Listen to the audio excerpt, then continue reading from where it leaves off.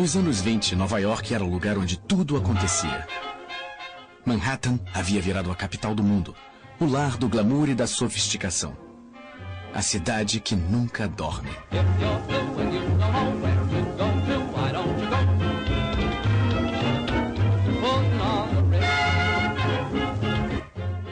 Lá, jovens dançavam jazz e pessoas se tornavam milionárias da noite para o dia.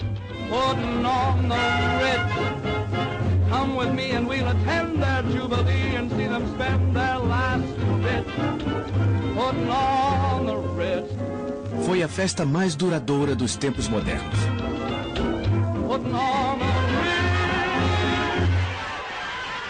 Sem aviso, a bolha estourou.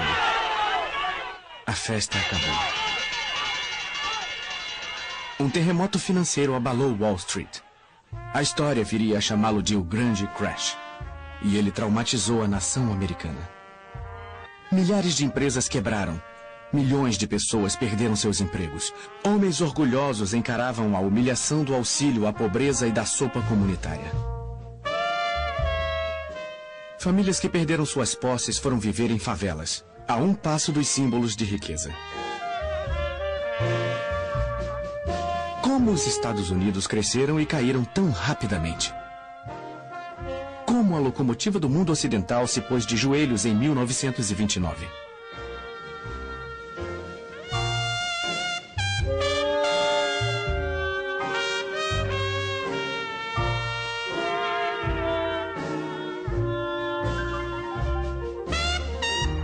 Relembrando 1929, o ano da quebra da Bolsa de Nova York.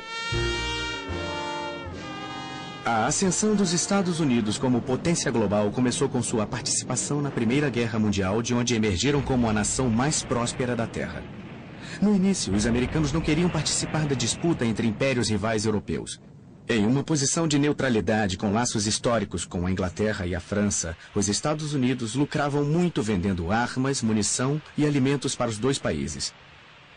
E não eram só os comerciantes de armas que ficavam ricos. Os funcionários das fábricas ganhavam bônus generosos. Além disso, o governo americano precisava de uma vitória dos aliados para proteger os 3 bilhões de dólares que financiavam a guerra. Para o presidente Woodrow Wilson, um democrata que se opunha à guerra, a questão da neutralidade era um dilema.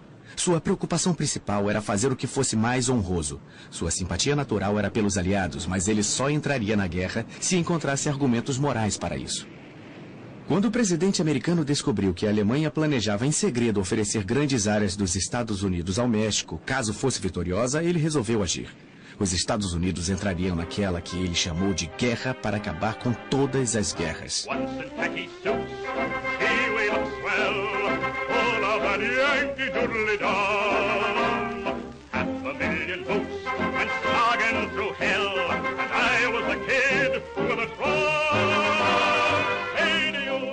No verão de 1917, as tropas americanas rumaram para os campos de batalha europeus. Johnny, get your gun, get your gun, get your gun.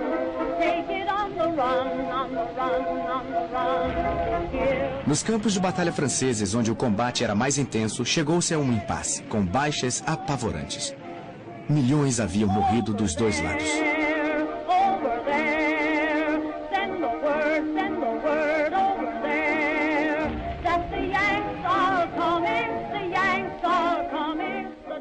Em 2 meses, os americanos mandaram 2 milhões de recrutas bem dispostos e bem armados para ajudar os já exaustos aliados. O dinâmico reforço dos Yankees foi decisivo. Pela primeira vez em 4 anos de uma batalha acirrada, os soldados alemães bateram em retirada. Em 11 de novembro de 1918, um armistício deu fim à Grande Guerra.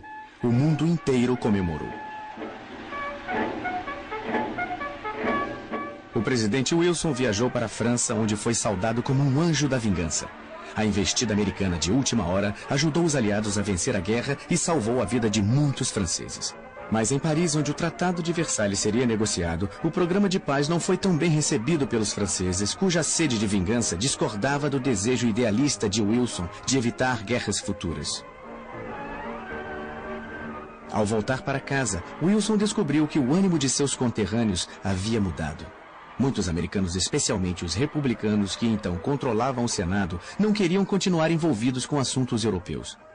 Os Estados Unidos não assinaram o Tratado de Versalhes e a derrota democrata nas eleições presidenciais de 1920 marcou o fim de Wilson e de sua busca pela paz mundial.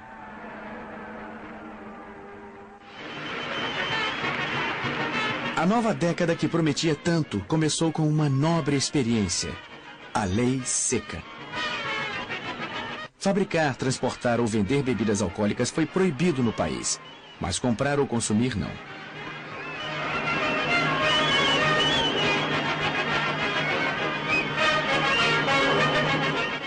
Por todo o território americano, milhares de litros de bebida alcoólica foram jogados fora. Pela primeira vez na história, uma nação ocidental votou a favor da Lei Seca, uma lei que se mostrou impossível de ser aplicada.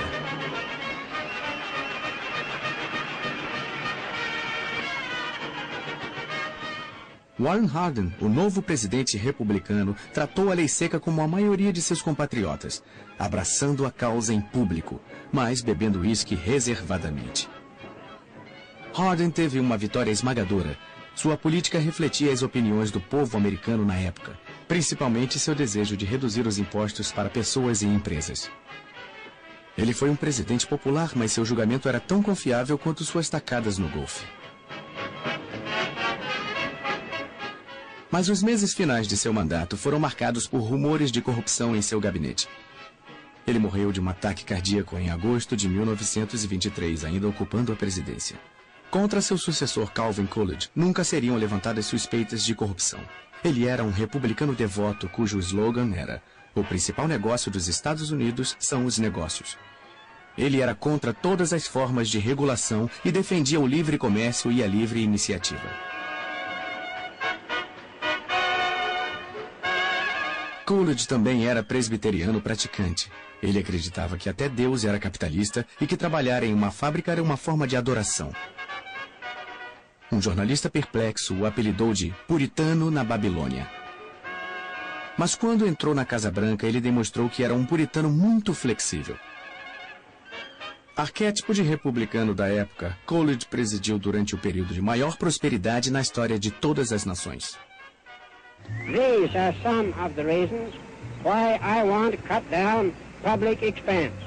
I want the people of America to be able to work less for the government and more for themselves.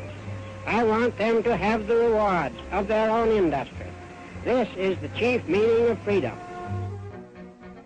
Em uma época de individualismo bruto, Coolidge queria ser um herói e um puritano. Sua mulher usou uma das maravilhas da época, a câmera de filmagem, para mostrá-lo como um improvável cowboy do Velho Oeste. Em meados dos anos 20, até o Velho Oeste havia sido posto a serviço do enorme surto de energia industrial e engenharia que estava transformando os Estados Unidos. Os grandes espaços abertos, ricos em recursos naturais, estavam sendo explorados. As cidades se tornaram movimentados centros comerciais. Navios cheios de imigrantes traziam mão de obra barata para o país que agora era o mais rico do mundo. Com os juros, os empréstimos feitos para os aliados durante a guerra chegaram a 12 bilhões de dólares. Quase todas as nações do mundo ocidental deviam dinheiro aos Estados Unidos. Os Estados Unidos haviam se tornado uma enorme potência industrial e o maior de todos os empresários era o engenheiro Henry Ford, que desenvolvia motores desde a década de 1890. Ele previa que um dia todas as famílias teriam um automóvel. O sonho se tornou realidade quando Ford inventou a linha de produção em massa, uma esteira rolante contínua em que exércitos de trabalhadores montavam automóveis idênticos, peça por peça. E quanto maior a quantidade, menor o preço.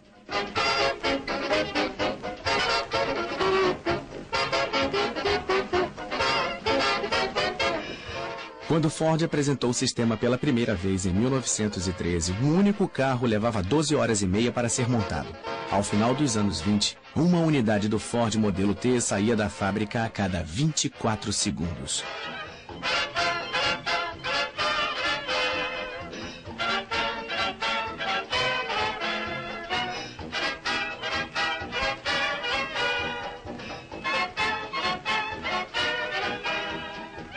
A linha de montagem de Ford fez os Estados Unidos andarem mais rápido. O modelo T, ou Ford Bigode, como foi carinhosamente apelidado, mudou a vida da população e mudou os próprios Estados Unidos. Ele era robusto, charmoso e fácil de dirigir. Custava apenas $295, quase $550 mais barato que o modelo original. E graças a outra invenção americana, o pagamento em parcelas, a maioria das famílias podia comprar um. Até 1924, 10 milhões haviam sido vendidos.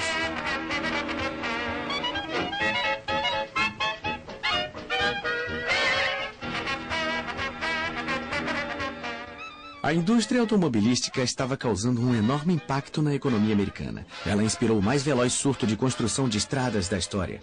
Em uma década, estradas de terra foram substituídas por rodovias de asfalto, cruzando todos os Estados Unidos.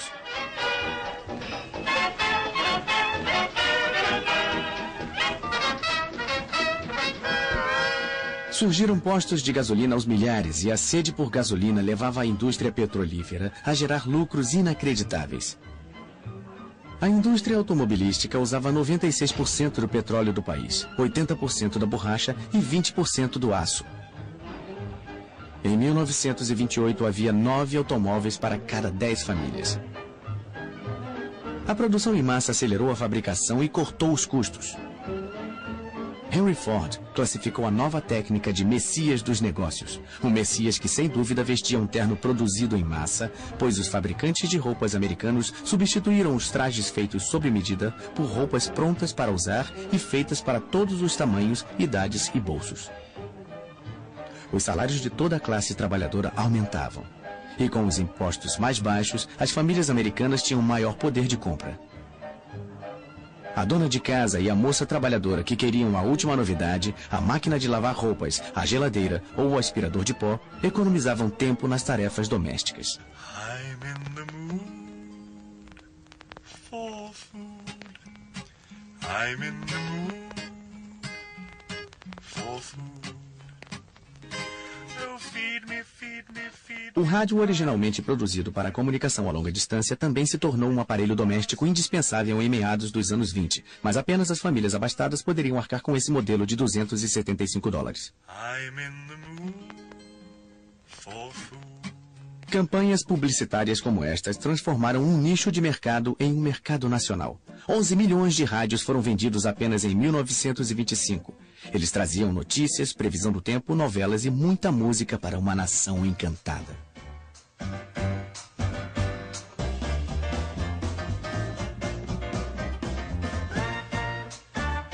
Como o rádio, o gramofone trouxe uma nova possibilidade a milhões de pessoas, levando música portátil e instantânea para uma nova geração de mulheres jovens, liberais e por dentro da moda. Elas formavam a geração que se auto-intitulava melindrosa. Elas ditaram a moda e o estilo de toda uma década.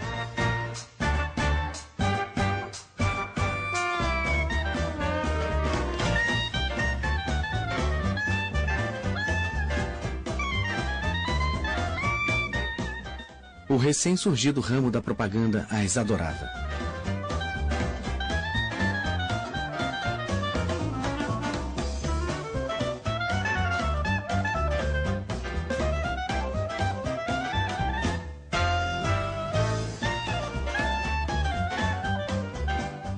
As melindrosas amavam um novo estilo musical chamado jazz, que os mais conservadores chamavam de decadente. Elas usavam saias escandalosamente curtas e chapéus ousados. Elas conheciam as danças mais modernas como Charleston. E acreditavam que podiam se comportar como quisessem, inclusive cortando os longos cabelos bem curtos como meninos.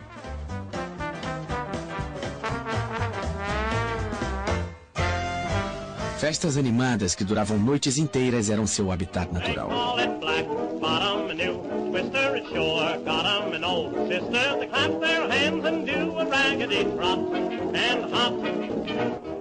Os comentaristas chamavam as melindrosas e seus namorados de geração perdida, porque eles rejeitavam a moral tradicional americana.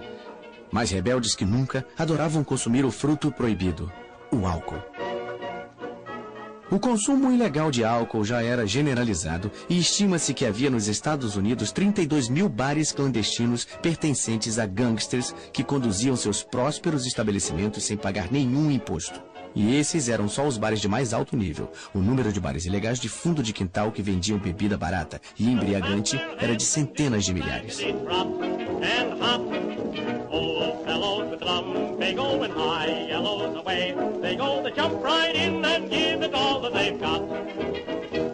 O homem que mais lucrava com a sede do país. Aí está ele vendo seu cavalo correr. Era Al Capone, o maior gangster de Chicago. Ele abastecia seus bares clandestinos com um enorme estoque de bebidas ilegais, a maior parte vindo de Cuba e do Canadá. A guarda costeira de vez em quando apreendia navios com cargas ilegais, mas emboscadas filmadas como esta raramente passavam de propaganda do governo. A guerra contra a bebida já estava perdida, embora ninguém estivesse pronto para admitir.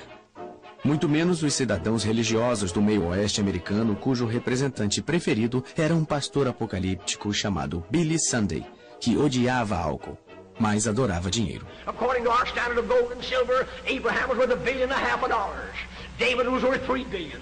Solomon was worth $5 billion. Solomon could have hired Andrew Carnegie for a butler, J. Pierpont Morgan to cut his lawn, and Andrew Mellon for a chauffeur, and John D. to black his boots.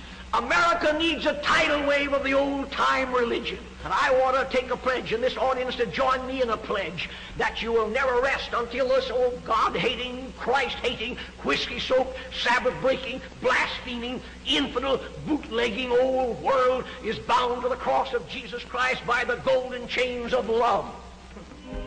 A corrente dourada de amor não podia ser encontrada nos estados do sul dos Estados Unidos. Lá, todas as classes, negros e brancos, ficaram de fora da prosperidade do norte. Os preços das colheitas caíram, e aqueles que temiam perder tudo procuravam alguém para culpar. Seus olhos encapuzados caíram sobre os judeus, os estrangeiros e principalmente os americanos negros. Numa época em que os Estados Unidos eram admirados em todo o mundo pela vitalidade de sua liberdade e pelo modo como recebiam os pobres e famintos da Europa, havia um exército sinistro de racistas radicais que se auto-intitulavam Ku Klux Klan, marchando pela capital do país sem que ninguém se pronunciasse contra eles.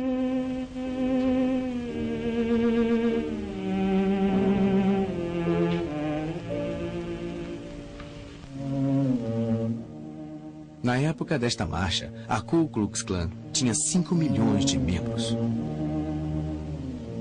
Para evitar os linchamentos, muitos negros partiam para o norte.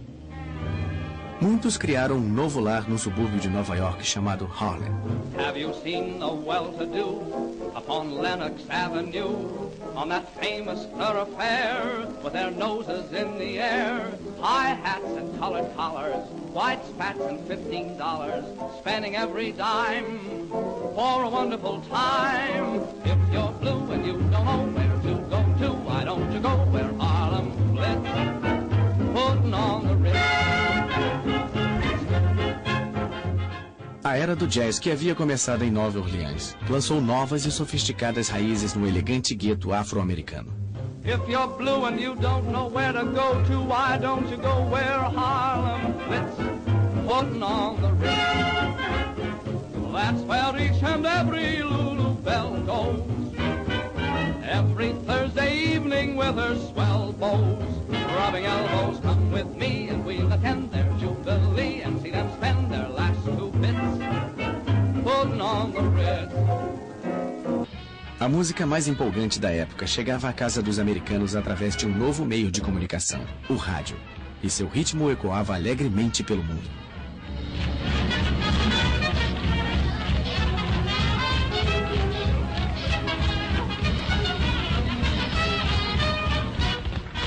Junto com o jazz, a cultura popular foi dominada pelo cinema nos anos 20.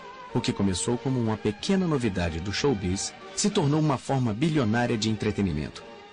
Os estúdios ficaram surpresos com o poder de atrair o público exercido pelos astros da tela como Mary Pickford e seu então marido Douglas Fairbanks. Mary Pickford havia se tornado a queridinha do país já em 1915. Quando os produtores de Hollywood perceberam seu valor, pagaram a ela $10 mil por semana, uma quantia que continuou aumentando durante os anos 20. Mas o rei do cinema mudo era o cômico britânico Charlie Chaplin. Ele enfraqueceu o poder dos magnatas do cinema dirigindo e produzindo seus próprios filmes. Seu filme Em Busca do Ouro lhe rendeu $2 milhões.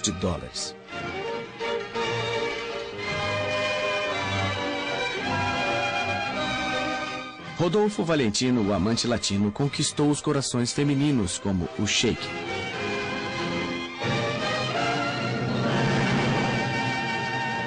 Ele morreu prematuramente em 1926 e foi homenageado com um enterro semelhante a um funeral de Estado. Pola Negre, com quem dividia a cena, vestiu trajes de luto. Os jornais do mundo todo noticiaram que as ruas da cidade se encheram de mulheres chorosas. Hollywood se deu conta de que seu futuro estava nos astros. Até crianças de escola endeusavam os novos heróis do cinema.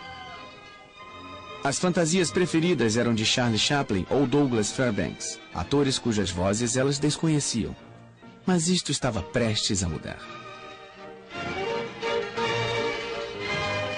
Al Johnson foi o primeiro homem a quebrar a barreira do som.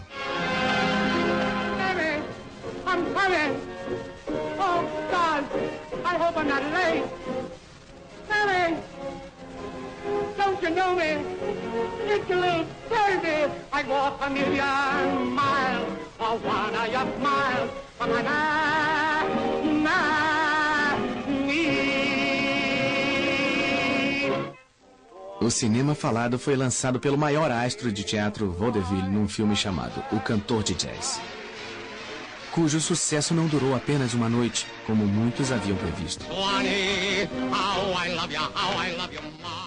Um ano depois, 9 mil cinemas exibiam filmes falados.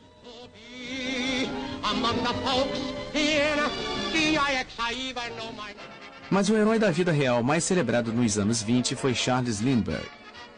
Um homem que sonhou sobrevoar um dos maiores oceanos e que logo aterrissou no coração de todos os americanos.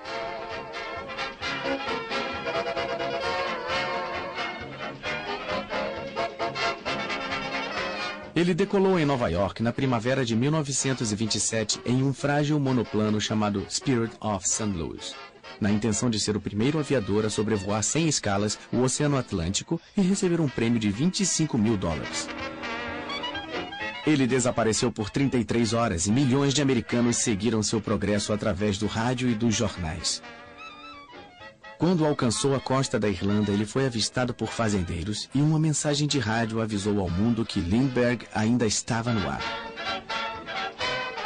Lindbergh pousou em Paris em uma pista marcada por luzes que o deslumbraram. Sua fama súbita parecia simbolizar o espírito de uma era e seu galante exemplo abria as portas do mundo da aviação para incríveis maravilhas modernas.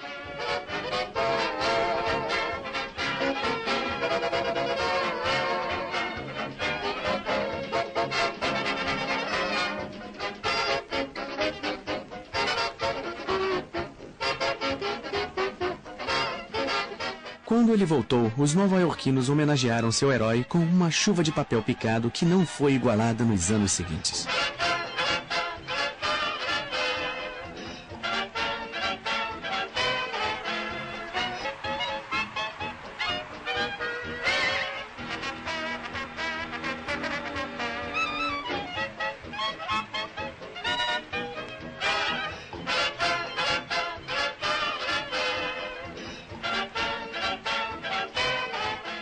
Ruth Elder, uma aviadora com aparência de estrela do cinema, sonhava repetir o feito de Lindbergh.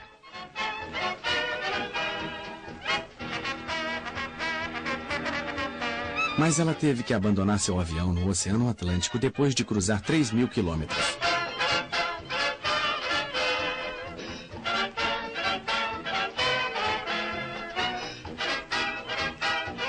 Pilotos mulheres, as aviadoras, como eram chamadas, conquistaram seu espaço em um universo masculino e desafiavam os homens até as últimas consequências.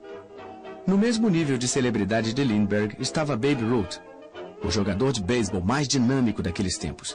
Ele era um sujeito grandão com pernas finas que melhorava a cada ano. Seu recorde de 60 home runs para os Yankees de Nova York no campeonato de 1927 continuou intacto por mais de 30 anos. Ele tinha um salário anual de $52 mil, 3 vezes mais que o seu rival mais próximo. Mas o maior desportista dos anos 20 em termos de público foi o boxeador Jack Dempsey. Ele protagonizou o mais próximo. Mas o maior desportista dos anos 20 em termos de público foi o boxeador Jack Dempsey. Ele protagonizou 2 lutas com o belo Gene Tunney. Eles eram chamados de O Belo e a Fera. Cada uma das lutas assistidas por um número inédito de pessoas gerou uma bilheteria milionária. Dempsey perdeu os 2 confrontos, mas como muitos americanos durante o boom dos anos 20, ele fez uma fortuna. Mas em uma década sedenta de novos heróis, ele foi visto como um derrotado e se aposentou em 1929. Talvez o gigante do esporte mais popular da década de 20, e ele era diferente dos outros, tenha sido Bob Jones, o gênio do golfe que nunca jogou por dinheiro. Ele continuou como um amador durante toda a sua brilhante carreira e não estava interessado na fama. Ele não parecia nem interessado em vitórias, mas vencia ano após ano nos Estados Unidos e na Inglaterra com uma tacada tão sublime como um passo de dança.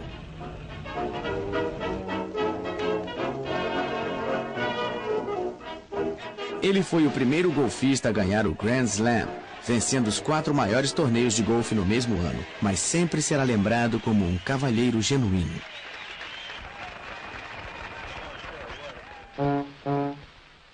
Henry Ford foi o grande industrial da época, mas ele era bem-sucedido e frio demais para ser considerado um cavalheiro. Ele conheceu o aumento da concorrência com a General Motors e a Chrysler, e embora tivesse vendido 15 milhões de modelos T, as vendas estavam caindo em 1927. E o carro agora parecia antiquado. Só havia modelos pretos, mas logo as ruas foram invadidas por um novo automóvel. Henry Ford abalou a concorrência com uma versão repaginada do amado Ford Bigode, chamado Modelo A. Para isso, ele agiu como um tirano, pois dispensou 60 mil empregados por 60 dias sem salário, enquanto construía uma nova fábrica. Lay off, people. Lay off, folks. None of your sarcastic jokes, cause Henry's made a lady out of Lizzie. Have you seen her? Ain't she great? She's something you'll appreciate. I'm sure you understand just what I mean. Why, everybody, everywhere is falling for her now. I'm talking about the new Ford, and boy, she is a wow. Lay off, people. Lay off, folks. None of your sarcastic jokes, cause Henry's made a lady out of Lizzie. She once had rattles in her wheel, but now she's full of sex appeal, cause Henry's made a lady out of Lizzie. O modelo A também virou um sucesso de vendas. O crédito fácil ajudou os motoristas a substituírem os Fords Bigode pelo novo modelo. Na época, quase todos os carros já eram vendidos a crédito e quase todo mundo estava endividado. Bancos e agências emprestavam dinheiro rapidamente sem fazer muitas perguntas. Nos anos 20, a única coisa que os americanos gostavam mais do que os carros era da emocionante especulação no mercado de ações. No período de 1927 a 1929, muitos americanos ficaram obcecados com Wall Street, contagiados pela febre dos investimentos, já que o valor das ações continuava subindo. O crédito instantâneo fazia com que auxiliares de escritório, secretários, donas de casa, mineradores e mensageiros pudessem investir em ações pela primeira vez. Qualquer um podia comprar na margem, a crédito, com empréstimos de seu corretor. Em 1927, no auge do comércio de ações, 577 milhões de títulos foram negociados. Em 1928, Calvin Coolidge decidiu não concorrer a um segundo mandato como presidente. Suas realizações foram poucas, mas ele continuava popular porque durante seu governo, o nível de vida da maioria dos americanos nunca havia sido tão bom. Aos olhos do povo, ele era um ótimo presidente. Mas enquanto a economia continuava em ascensão, uma perturbadora corrente se escondia por baixo da prosperidade. O crédito instantâneo e o fato de o governo se recusar a regular a bolsa de valores, que estava fora de controle, anunciavam um desastre iminente. E muitos países europeus enfrentavam dificuldades para pagar suas dívidas de guerra com os Estados Unidos. A ascensão republicana continuou sob o comando de Herbert Hoover, que tinha sido secretário do Comércio desde 1920 e que muitos chamavam de arquiteto da prosperidade. Ele queria realizar um mandato ainda mais cheio de prosperidade e progresso. Durante a campanha presidencial de 1928, Herbert Hoover previu que os abrigos para pobres estavam quase em extinção e disse que os Estados Unidos estavam mais próximos de acabar com a pobreza do que jamais havia estado qualquer nação na história. Hoover representava o sonho americano. Aos 40 anos, ele havia se tornado multimilionário. Ou seja, ele sabia lidar com dinheiro. Mas seu próprio sucesso o levou a acreditar que todo homem deveria ser responsável pelo seu próprio bem-estar. O governo, disse ele, não deve interferir na vida das pessoas. Quando Hoover assumiu o poder na Casa Branca, ele prometeu extinguir a cultura dos bares clandestinos que os gangsters haviam criado em todos os Estados Unidos. Ele queria exterminar os grandes chefes de quadrilha como Al Capone, que havia acumulado uma fortuna de 30 milhões de dólares em 1927. Capone virou uma espécie de celebridade e até as torcidas dos jogos de beisebol o reverenciavam. Mas a violência aumentou. No Dia dos Namorados de 1929, Capone mandou seus pistoleiros para uma garagem de Chicago. 7 membros de uma gangue rival foram executados. Esta filmagem é uma reconstituição do massacre, mas as fotos contam por si só essa terrível história. Os assassinatos a sangue frio comprometeram o status de celebridade de Al Capone. Em 1931, Capone foi julgado por sonegação, por não pagar impostos sobre os lucros de suas atividades ilegais. Ele foi condenado e passou anos na prisão de Alcatraz.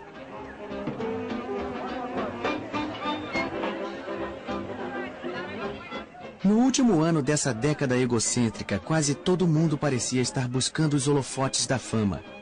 E se você fosse uma garota bonita, sempre haveria uma chance de conquistar o estrelato como rainha da beleza.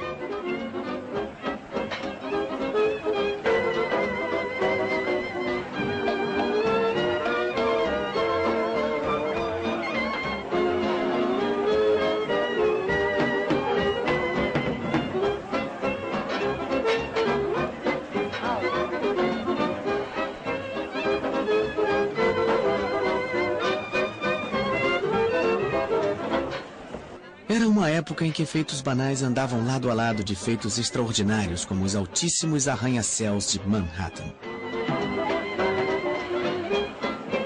A mais de 300 metros acima das avenidas de Nova York, operários destemidos construíam os últimos andares de uma das maravilhas do design da época, o edifício Chrysler, que foi durante um período o edifício mais alto do mundo.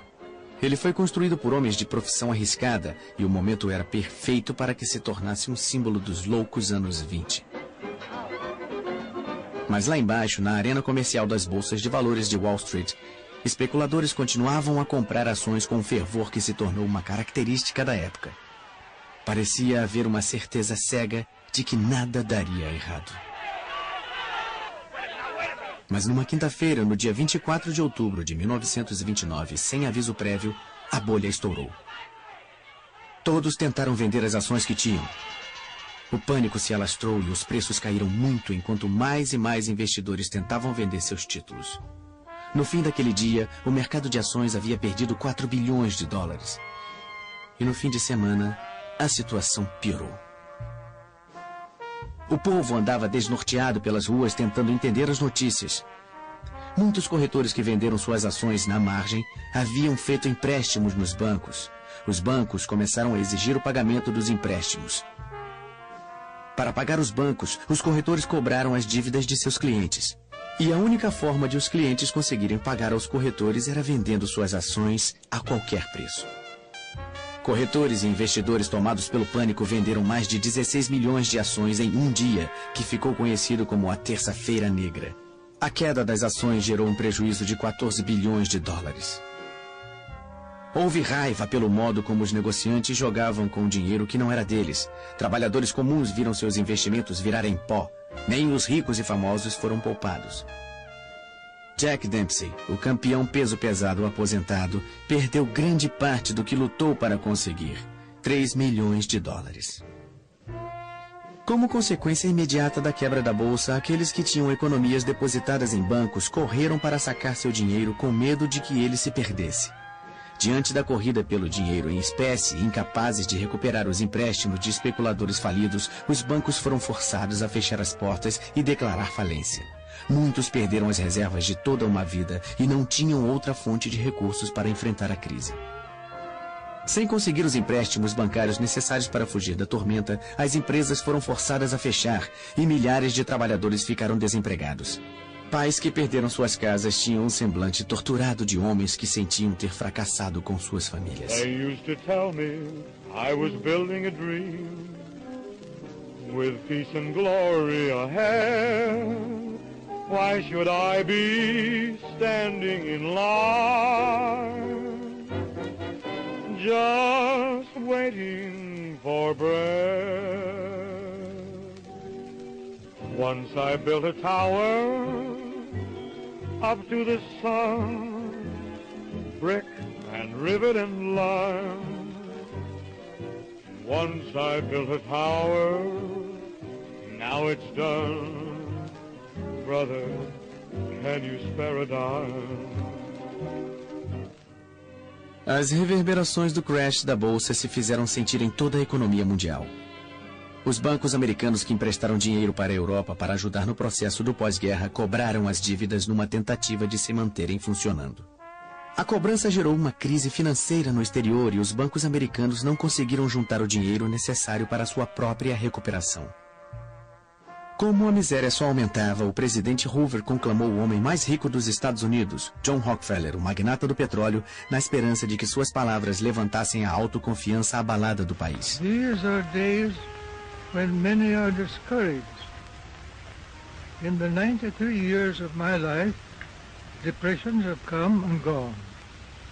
Prosperity has always returned and will again. Hoover teimosamente insistiu que a maré ruim era temporária. Ele declarou em uma reunião oficial de negócios: os senhores chegaram 60 dias atrasados, a depressão terminou. A confiança do público no presidente diminuía. Ele então convocou um importante economista, o professor Babette, para aparecer com ele em um cinejornal. Mas não foi muito convincente. The country is very fortunate in having at the head of the nation at this time a mastermind such as President Herbert Hoover. Como a depressão se agravava, muitos cidadãos passaram a odiar Herbert Hoover. Aquele que havia sido símbolo da prosperidade se tornou o bode expiatório do declínio econômico. Sua declaração de que ninguém estava passando fome e de que os desabrigados nunca haviam comido tão bem soaram cruéis e insensíveis. Sua aparente disposição em salvar empresas e bancos e deixar que os indivíduos se defendessem sozinhos parecia confirmar sua indiferença. Novos termos entraram para o vocabulário do povo: Hoover Stew, para a sopa servida aos pobres, e Hoovervilles, para as favelas onde as pessoas se abrigavam em barracos improvisados.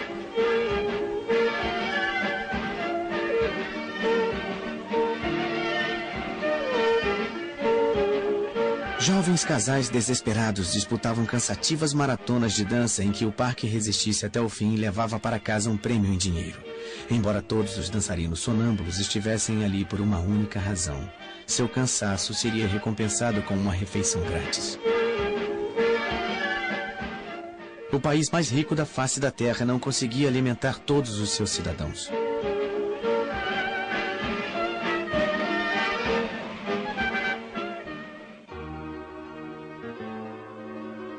Apesar de tudo, algumas donas de casa em melhor situação se uniram para ajudar quem passava fome. Elas compravam uma certa quantidade de mantimentos e doavam para as famílias necessitadas uma porção que era distribuída por equipes de voluntários. Share a Meal, como era chamado o movimento, era um sistema arbitrário que não tinha o apoio do governo. O presidente achava que não precisava de ajuda e estava certo de que a recuperação ocorreria em breve. Para dizer isso, ele convocou o economista Roger Babson.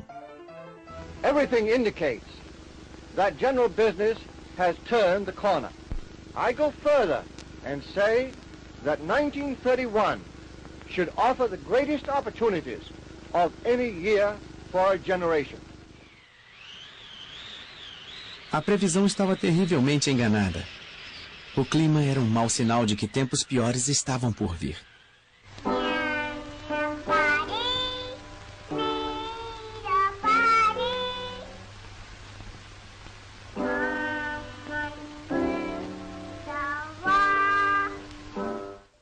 Atravessando a plantação significava superando tempos difíceis. E quanto mais as coisas pioravam, mais sentimentais os cinejornais ficavam. Era uma tentativa planejada de levantar os ânimos, e funcionou muito bem. A linda menininha seria seguida por belas coristas escalando as plataformas de petróleo que enriqueceram os Estados Unidos. A cultura popular teve um papel importante ao ajudar os Estados Unidos a superarem o trauma da depressão.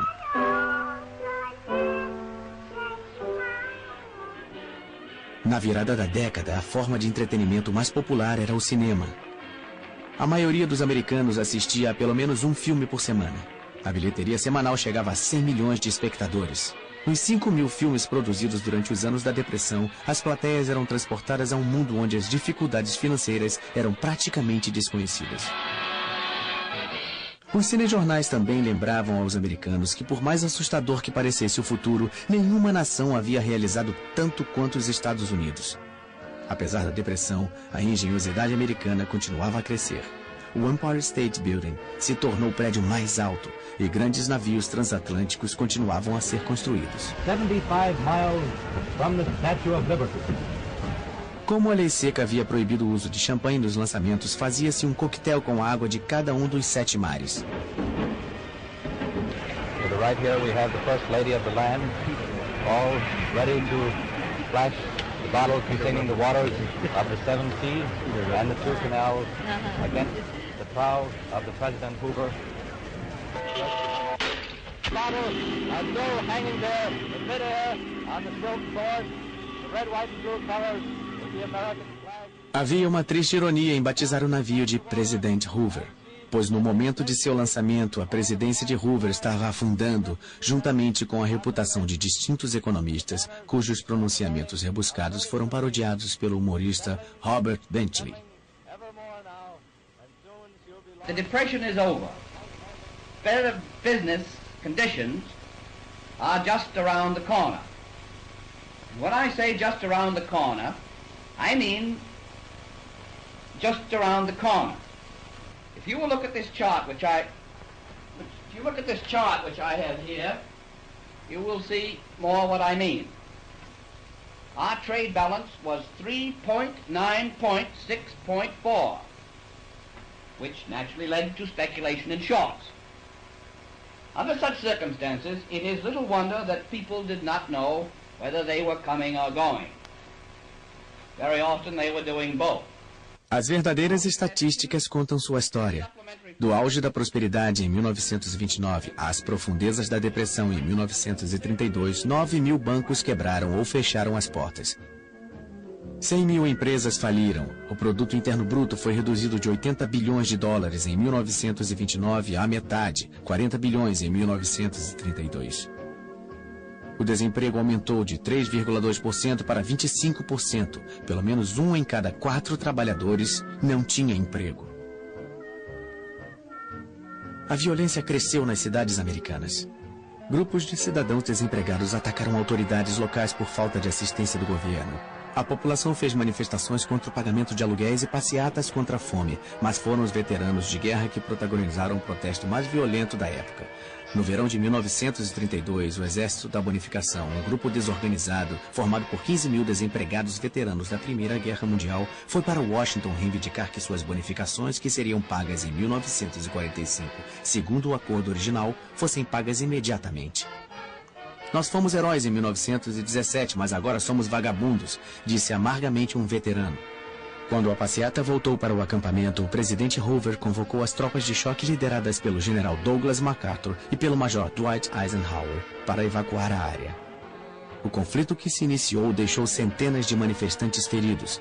As imagens dos cinejornais registraram um espetáculo perturbador do exército dos Estados Unidos disparando contra cidadãos americanos.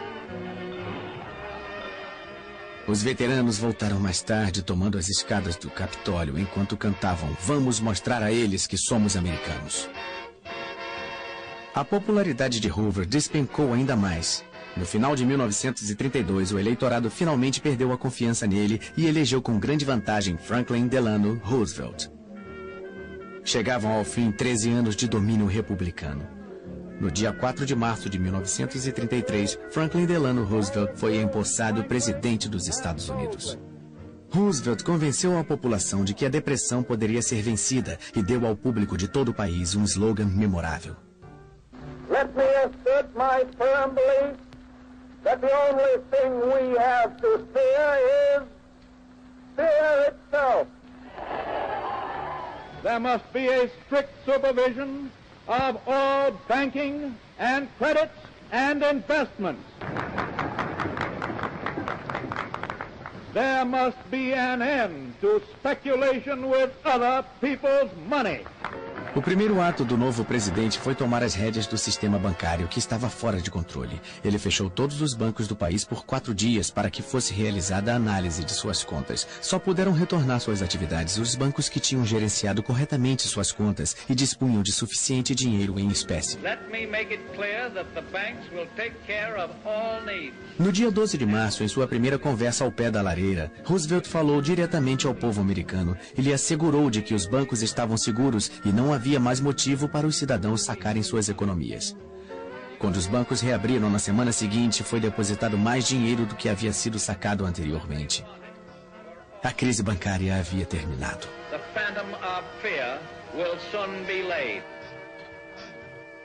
Roosevelt assinou então a lei que pôs fim à lei seca.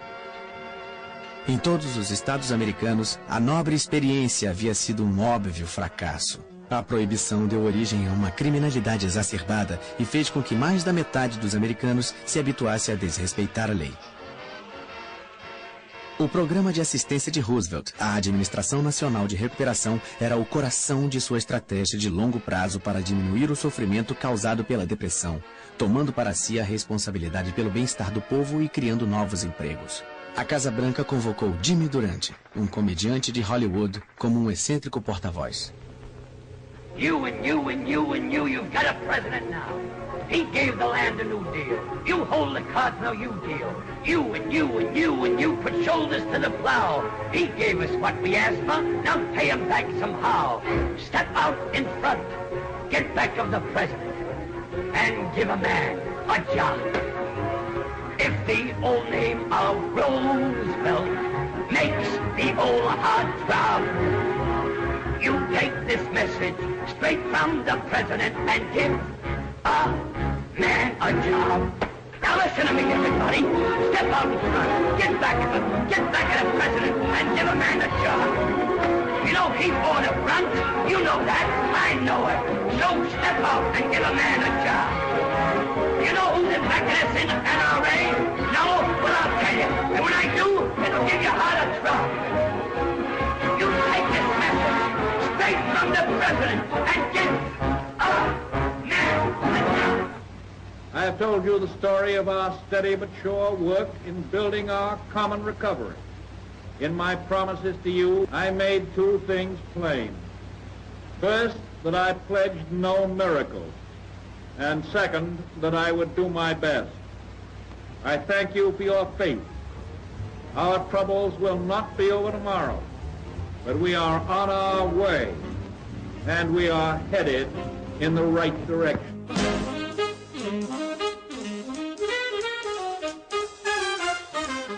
Franklin Roosevelt não encontrou uma solução imediata para a Grande Depressão, mas com a força de sua personalidade, ele trouxe esperança e estabilidade para os angustiados Estados Unidos.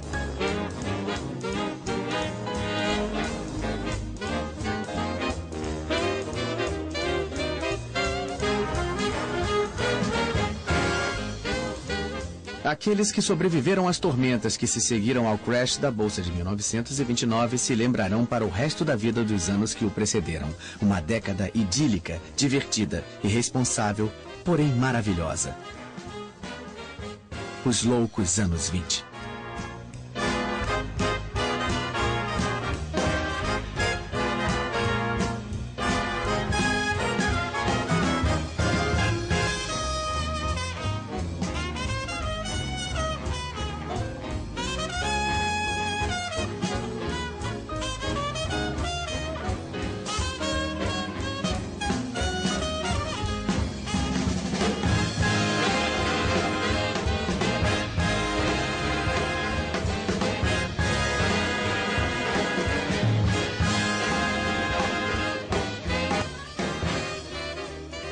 Versão brasileira, Bravo Studios.